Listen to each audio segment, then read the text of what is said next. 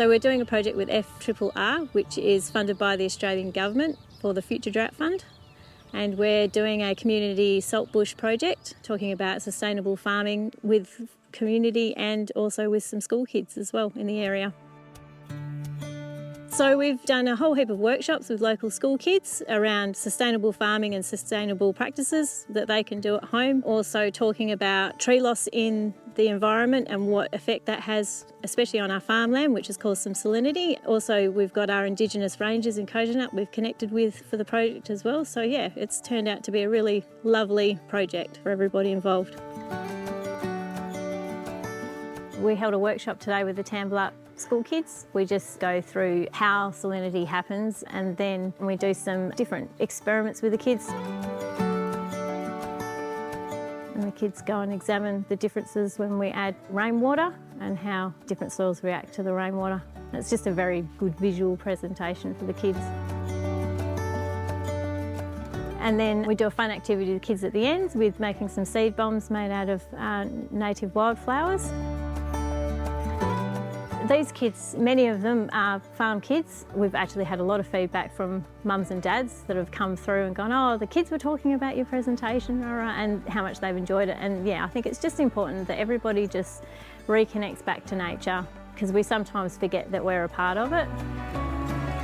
Can you tell me what you learnt today? The salt water and how it caused tree accidents. And I learnt how the soil and the water can run off different types of soil. Then we go through and talk to the kids about Saltbush and what we're going to be doing and planting the Saltbush on farm to help repair some saline damaged land. I'm on the board of Southern Dirt and they were asking for some locations where we could plant some saltbush, and I thought, yep, we've got plenty of salt scald areas, and whether or not we'll solve the problem, we'll find out over the next couple of years, but you got to try, really. Saltbush is one of those plants that's very hardy and it's one of your first repairers in a saline area, so we'll put the saltbush in and that enables the water table to go down. And it also is a really fantastic plant for a farmer to have in their system because you can also graze it with your sheep. Hopefully we can rehabilitate some of those areas, solve some salt problems and grow a bit of fodder.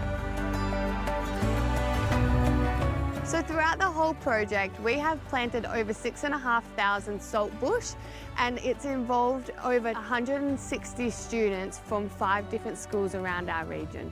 We brought our students out, pre-primary to year 6, to do some saltbush planting, following on from a workshop that Sheridan and Jess did in our school about 2 weeks ago. They had a potty put kit and a bucket full of saltbush seedlings and planted saltbush 3 metres apart. And here we have planted 1,700 saltbush today. And they are the future farmers and the agronomists, so I think it's really important that they understand how we need to look after our land so that we can use it respectfully. When we saw that this one pop up, we got in touch and yeah, we're really excited, especially with the school kids, to do it on the farm and involve our own children, and hopefully they can watch the process in another 5 years in with our grazing program and see the benefit of correcting the soil pH.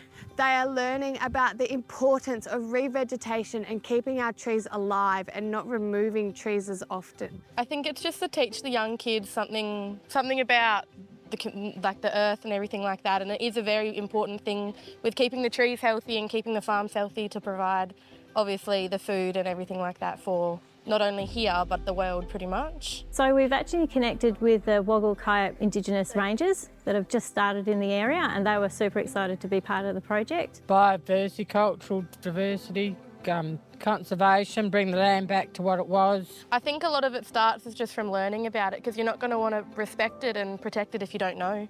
And this age is a good age to teach them, because then they're going to respect it as they're growing up.